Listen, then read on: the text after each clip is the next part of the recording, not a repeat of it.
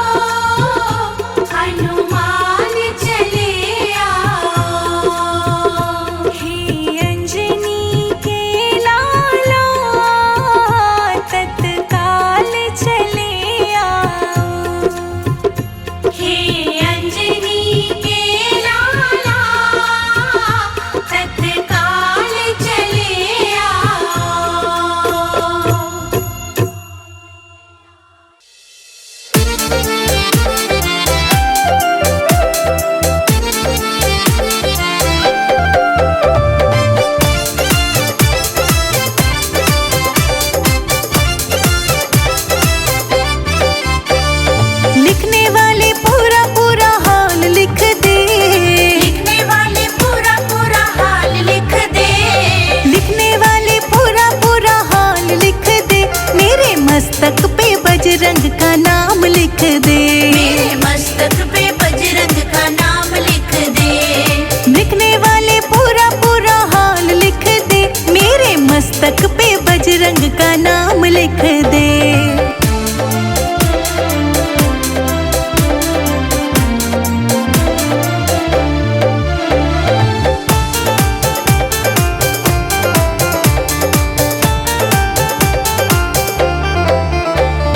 सूरज भी लिख दे, चंदा भी लिख दे। सूरज भी लिख दे, चंदा भी लिख दे। सूरज भी लिख दे, चंदा भी लिख दे। सूरज भी लिख दे, चंदा भी लिख दे। तारों का पूरा पूरा हाल लिख दे। तारों का पूरा पूरा हाल लिख दे। मेरे मस्तक पे साला सर धाम लिख दे। मेरे मस्तक पे बजरंग का नाम लिख दे। लिखने वाले पूरा पूरा हाल लिख दे। मेरे मस्तक पे बजरंग का नाम लिख दे। मेरे मस्तक पे बजरंग का नाम लिख दे।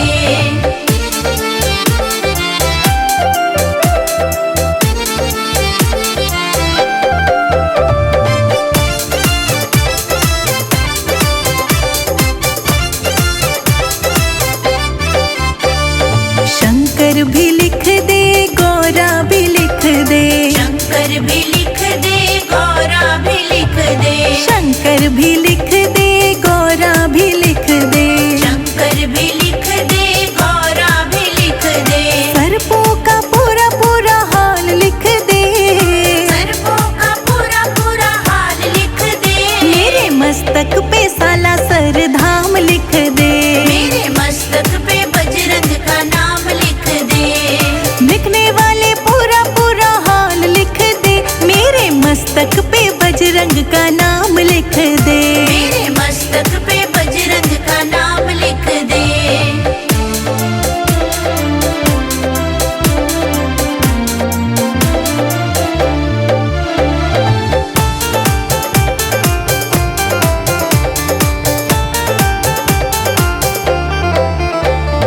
विष्णु भी लिख दे, लक्ष्मी भी लिख दे। विष्णु भी लिख दे, लक्ष्मी भी लिख दे। हाँ, विष्णु भी लिख दे, लक्ष्मी भी लिख दे। विष्णु भी लिख दे, लक्ष्मी भी लिख दे। चक्रों का पूरा पूरा हाल लिख दे। चक्रों का पूरा पूरा हाल लिख दे। मेरे मस्तक पे साला सर धाम लिख दे। मेरे मस्तक पे बजरंग का नाम लिख दे। लिखने वाले पूरा पूरा हाल लिख दे। मेरे मस्तक पे बजरंग का नाम लिख दे। मेरे मस्तक पे बजरंग का नाम लिख दे।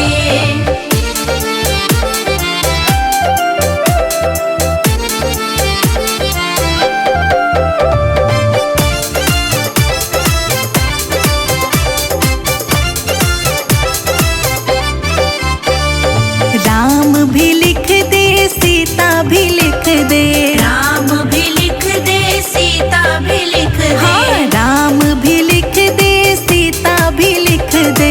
राम भी लिख दे, सीता भी लिख दे। धनुष का पूरा पूरा हाल लिख दे। धनुष का पूरा पूरा हाल लिख दे। मेरे मस्तक पे साला सर धाम लिख दे। मेरे मस्तक पे बजरंग का नाम लिख दे। लिखने वाले पूरा पूरा हाल लिख दे। मेरे मस्तक पे बजरंग का नाम